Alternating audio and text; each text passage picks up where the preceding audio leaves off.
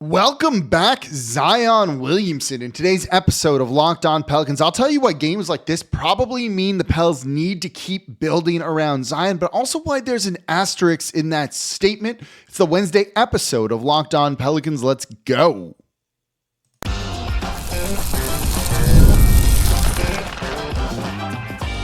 You are Locked On Pelicans, your daily New Orleans Pelicans podcast, part of the Locked On Podcast Network. Your team every day. Welcome to another edition of Locked On Pelicans, the daily podcast covering your favorite team, the New Orleans Pelicans and NBA, part of the Locked On Podcast Network, your team every day, available wherever you get your podcasts and available on YouTube. I'm your host, Pelicans Insider, credential member of the media, Jake Madison, at Nola Jake on Twitter, here with y'all on this Wednesday, day after the Pelicans lose to the Minnesota Timberwolves, 104-97. But look, the final score of that game does not matter because Zion Williamson made his return, and that is the most important thing. The second most important thing is he looked good in this game. Really, really good. Let's break down how he played, the impact he had on someone like DeJounte Murray, what he needs to show going forward. Then I want to get into missing Trey Murphy, a bad CJ McCollum game, and Willie Green doing some really sneaky good things in this one. And we're going to get into all of that in today's episode of Locked On Pelicans. Today's episode of Locked On Pelicans is sponsored by Game Time. Download the Game Time app, create an account, and use code LOCKEDONNBA for $20 off your first purchase. And of course, thank you for making Locked On Pelicans your first listen today into every day. We're here Monday through Friday, the #1 Pelicans podcast, covering everything you want to know about this Pelicans team. So please subscribe wherever you get your podcast. Join over 10,000 Pelicans fans on YouTube as well and become an everydayer. That means you listen Monday through Friday to Locked On Pelicans. And if you're an everydayer, let me know in the comments down below. Let me know how you're feeling after Zion Williamson made his return. So let's get into it. Zion Williamson's performance. The raw stats look good. In under 30 minutes of action, under 28 minutes of action, 27 minutes, 40 seconds to be exact, 22 points on 9 of 15 shooting, 4 of 9 from the free throw line, 6 rebounds, 4 assists, 3 steals, 1 block, 4 turnovers, 3 fouls. Overall, that's a really good stat line. And immediately from when he stepped on the court for his warm-up, you could tell he was going to play pretty well. He looked in shape. He was moving pretty good as well. One other thing that's worth mentioning is Zion Williamson last year before games often didn't warm up, just wasn't something that he did. The few games that he played earlier this year, he did warm up. He warmed up before this game. You should probably warm up before every game. That's not something that I think is particularly great that he didn't do in the past, but look, maybe there's a reason for it. I don't know. But he warmed up before this one, and the way he was moving, the way he just physically looked, you're like, oh yeah, that dude looks good. Like he just physically looks good. If you want to be concerned about his weight, there's nothing to be concerned about. He looked that good right now. And it translated to production on the court. This is someone who has not played in 2 months. His last game was November 6th. This game was played on January 7th. So a little bit over 2 months by like a day here. And he looked really good. To not have played basketball, like competitive basketball in that long, 5-on-5 is one thing in practice, but you're not going as hard as you might in a game. You're not having to change a direction exactly like you do. There's probably a little bit more breaks in between and everything like that. To play like he did was pretty awesome.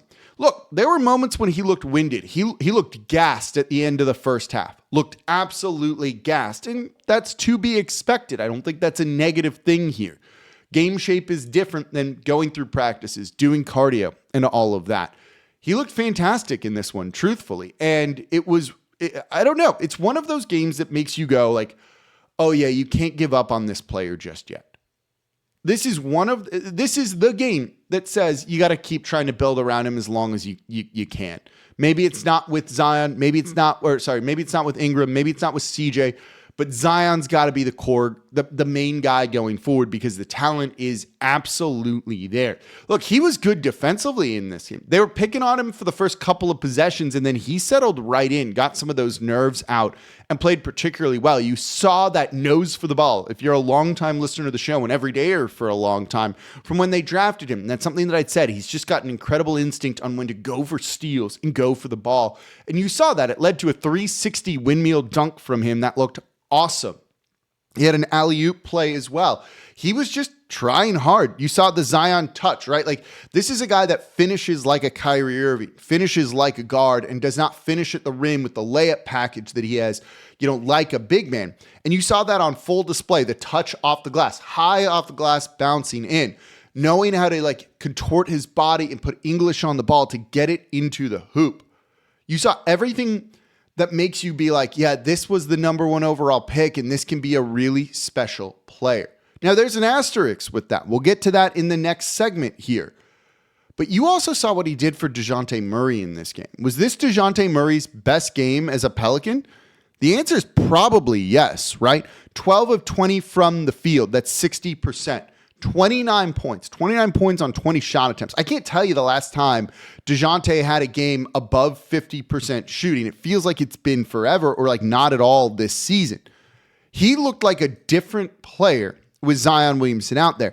And while I don't really like the idea that Zion Williamson is the guy that like unlocks DeJounte Murray, it feels like he should do that himself. The last game that he shot above 50% from the field was back on December 15th.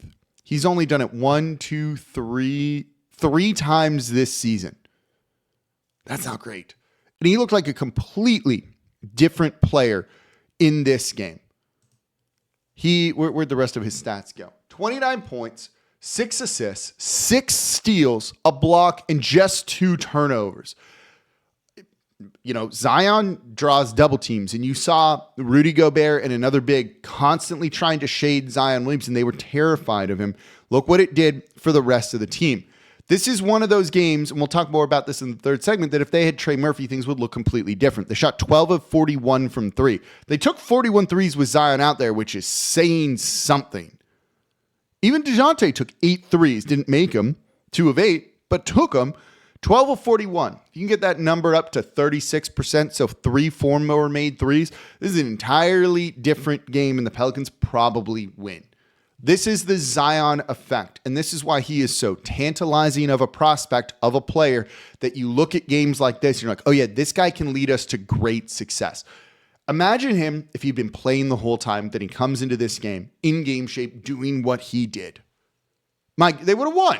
You know this. This was an encouraging game because of how Zion Williamson played. This is why you can't give up on someone like that, even if it kind of makes sense to do so. But, and there is a big but with this. This is the asterisk, right? It's not just tantalizing, it's a polarizing player. Because it was one game.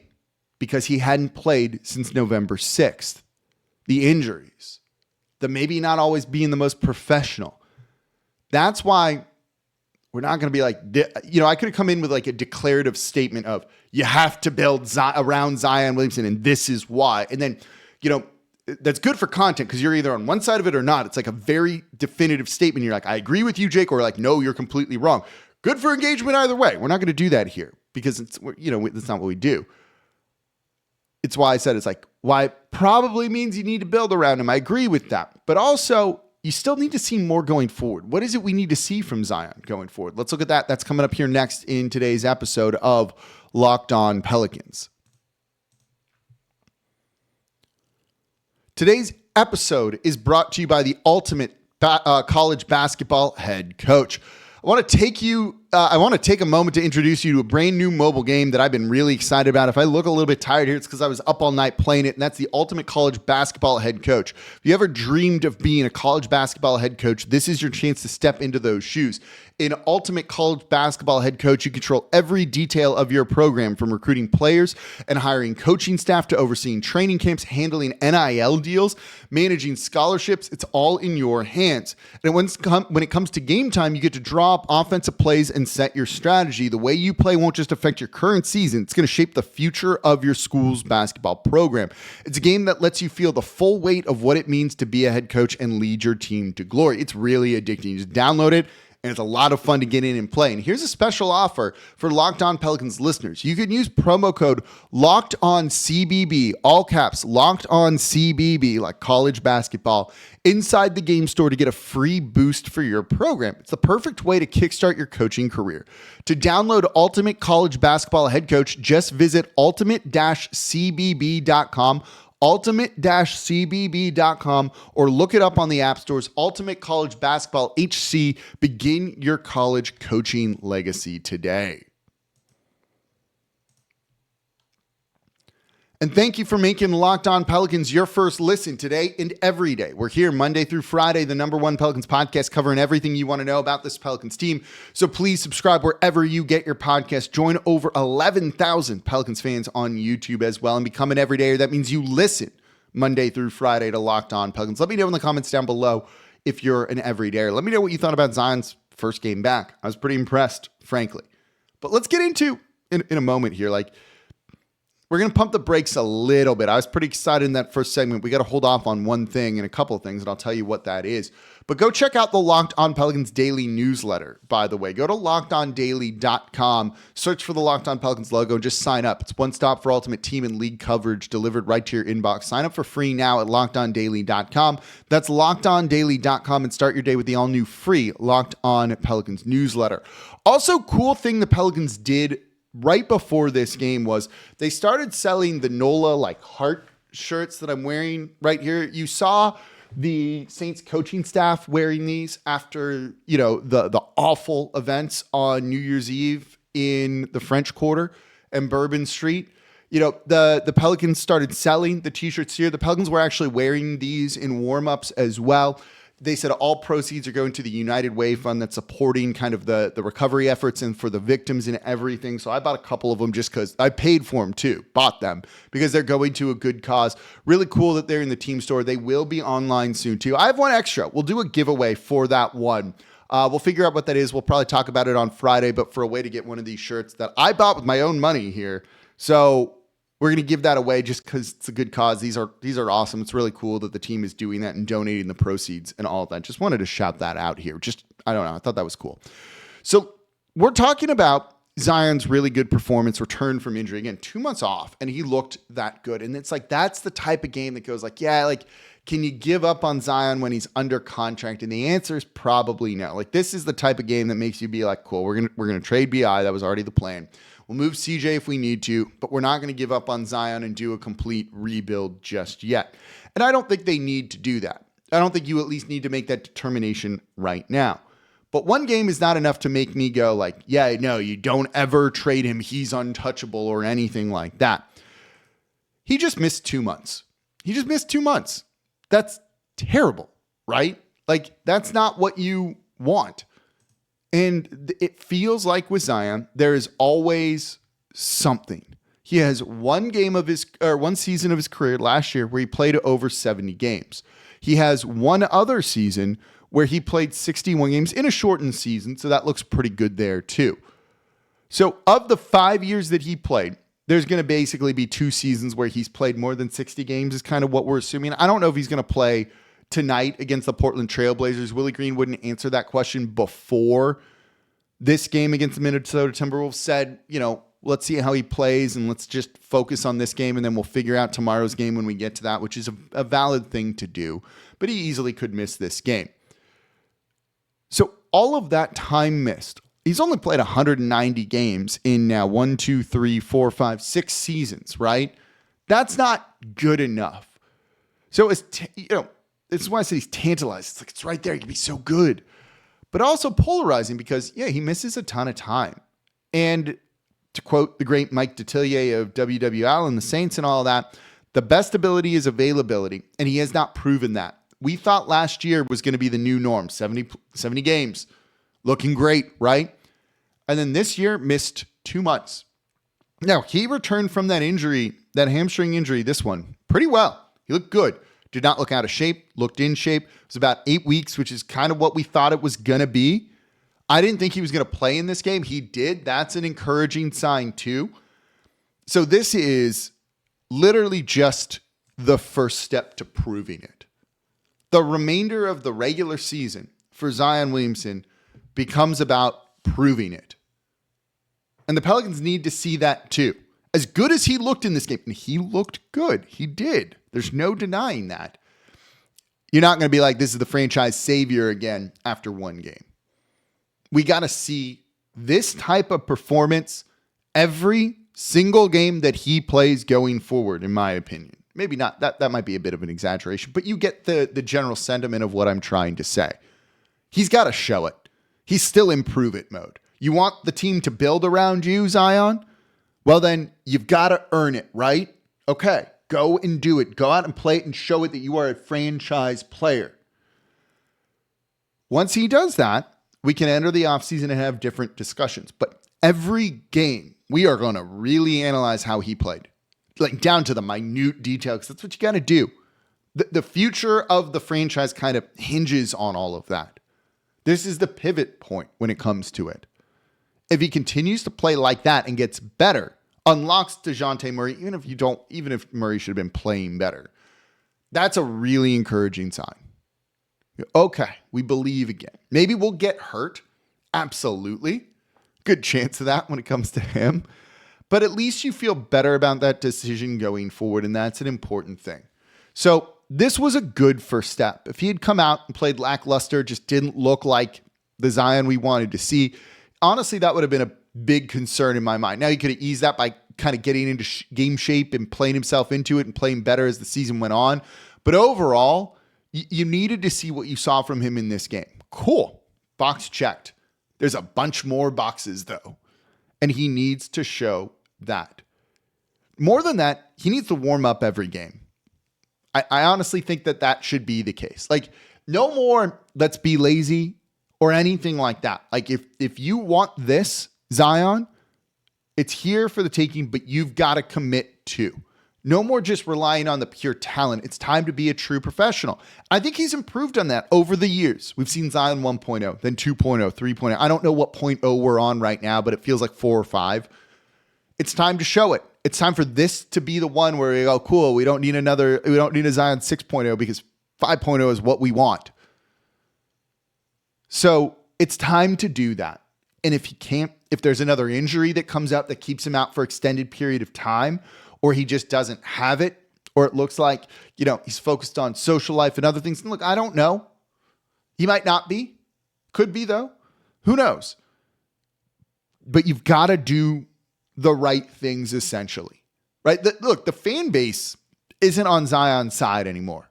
Like, he used up all the goodwill that he had, that his talent provided him. It's time to be the professional and just do it going forward. Warm up before the games. I'm going to be keeping an eye out for it when I'm at the home games, right? Do that. Show that you are putting in the work to be the player that this franchise wants you to be, that these fans want you to be, that you, listener, want him to be. You deserve that. You deserve NBA players that act like professionals. And I don't think we can we can't say, we can't say that Zion has done that his whole career. I don't think it's been as bad as some people want to make it out to be. But overall, it's time for him to be the guy. This was a good first step, in my opinion. He's not looked like this returning from injuries before. So we've got a real good first step, but it's only a first step. It needs to be a second step, third step, fourth step, and so on. I think he's capable of doing it. We'll see. The franchise right now in a non-pressure filled environment, which is what this is in a wonderful position to be like, okay, we can lose games, but as long as he's playing well, as long as our starters are playing well, and the starters played well in this game, right? Overall, those guys were pretty good. Herb was a plus. Zion was a plus. Messi in a really tough matchup for him was only a -2. CJ was bad. More on him in the next second. -15. DeJounte was -1. Overall, the starters did a pretty good job, in my opinion. Not perfect, but for a team with no chemistry there, running a lineup that has literally not played together at all, they did a good enough job. They were in position to win this game late. They got it done with defense, among other things, too. It's the first step, though. It's a good first step. Let's see the second. Tonight, I don't know if Zion's playing. We'll see. But if he is, let's see the second step. If not, Friday against the 76ers, let's see the second step or third step, hopefully. It's time for all of that to become a reality with this franchise. So that's what he needs to show going forward. Be a professional, be reliable, be there. And if he does that, we're going to be singing his praises again going into the offseason. The fan base will be behind him again. Because look, the wins and losses don't matter, but show that you can play. We'll find out. TBD here. But at least we got a good first step. That's better than a bad first step, I guess. Let me know what you think. And coming up next, let's look at missing Trey Murphy, bad CJ game. And I actually want to give Willie Green some credit here. That's coming up here next in today's episode of Locked On Pelicans. Today's episode of Locked On Pelicans is brought to you by Game Time. Look, this is my go-to ticketing app for any live events, whether it's sports, music, theater, or comedy. It's always fun when you're there in person. That game was fun. The crowd was behind Zion in the Smoothie King Center. If you want to be in there for that, get on the Game Time app, get tickets to this game against Portland tonight. I guarantee you they're not going to be too expensive. What I love about Game Time is all of the features they have, and now Game Time has made it even easier to get tickets to your favorite events with their new feature, Game Time Picks. This filters out the fluff to show you only incredible deals on great seats, so you don't have to waste time searching through thousands of tickets. I actually gave this piece of advice to Evan, shout out you, buddy, at the game tonight. He wants to go to the Portland game, big Portland fan. I was like, get on Game Time like right before, and you're going to get a great last minute deal. Or get into the game and then get courtside tickets for really cheap halfway through the first quarter. So take the guesswork out of buying tickets with Game Time. Download the Game Time app, create an account, use code LOCKEDONNBA for $20 off your first purchase. Terms apply. Again, create an account, redeem code LOCKEDONNBA for $20 off. Download Game Time today. What time is it? Game Time.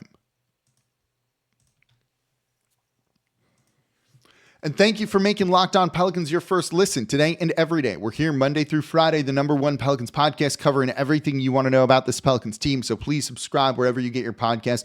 Join over 11,000 Pelicans fans on YouTube as well and become an everydayer. That means you listen Monday through Friday to Locked On Pelicans. Shout out to Reed, who's an everydayer who might have missed a shot during a promotion out there, but still appreciate you saying hi in person at the Smoothie King Center here. For your second listen, go check out Locked On Saints. Ross Jackson, host of Locked On Saints, breaking down everything black and gold when it comes to their coaching search.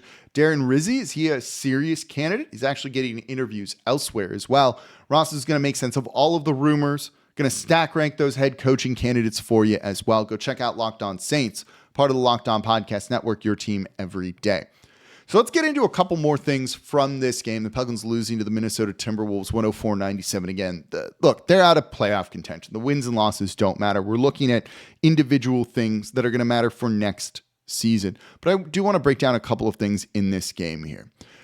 This team missed Trey Murphy. The starting lineup of DeJounte Murray, CJ McCollum, Herb Jones, Zion Williamson, Yves Missi is very close to what we want to see going forward. This is a rough matchup, I think, for the Pels this season.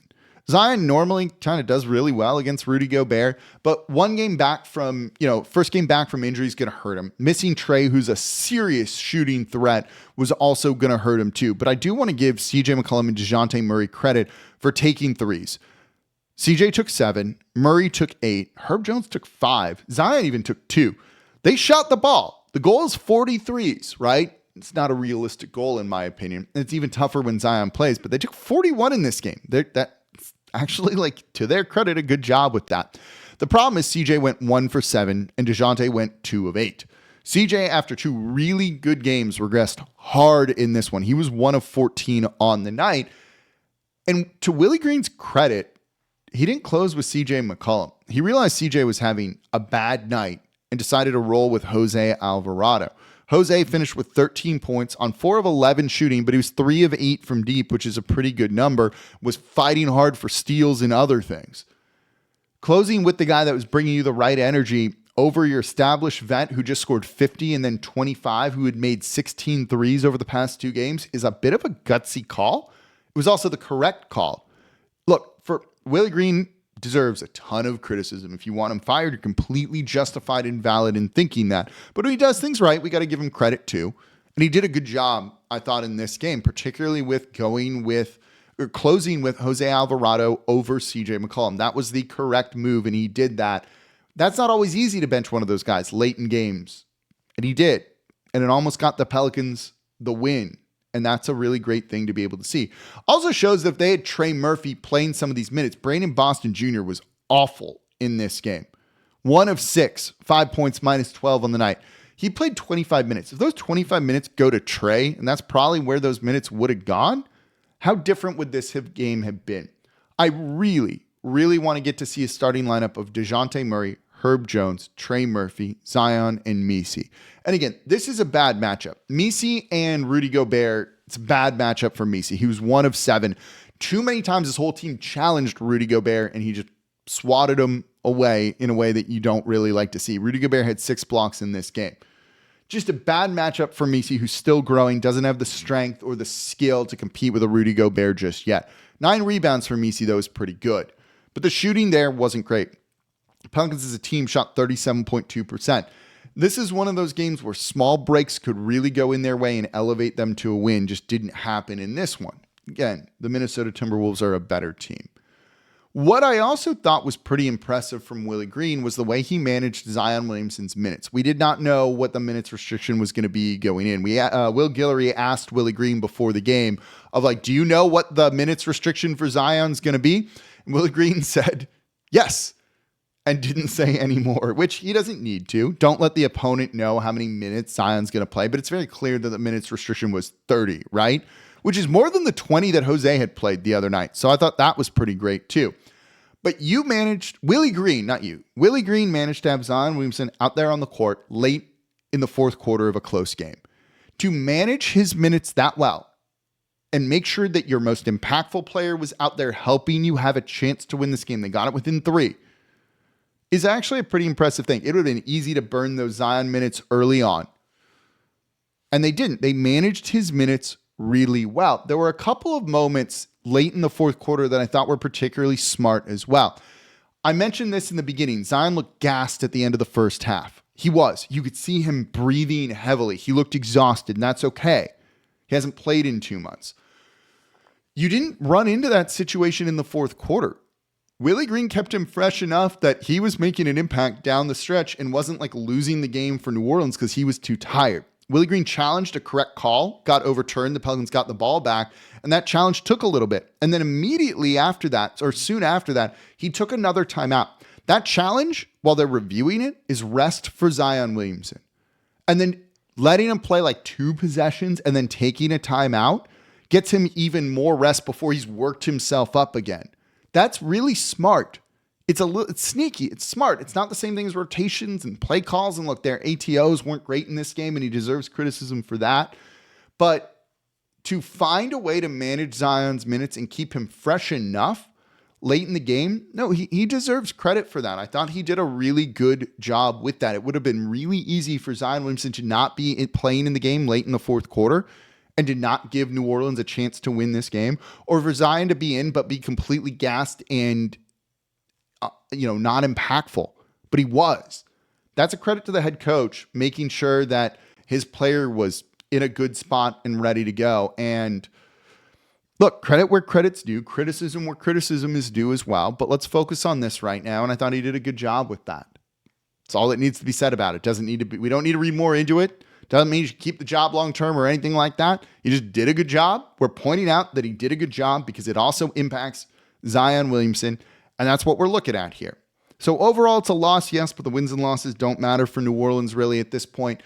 Really good performance from Zion Williamson, something that you can build off of it, but it's just the first step. You got to have more. Let's see what he does either tonight, Friday, just going forward in general. Let me know what you thought about Zion Williamson in this game, and that's going to do it for this episode of Locked On Pelicans. As always, I'm your host, Jake Madison, at Nola Jake on Twitter. I'll be back with y'all tomorrow to recap second night of a back-to-back against the Portland Trailblazers. See y'all in the Smoothie King Center. This is the Locked On Pelicans podcast, part of the Locked On Podcast Network, your team every day.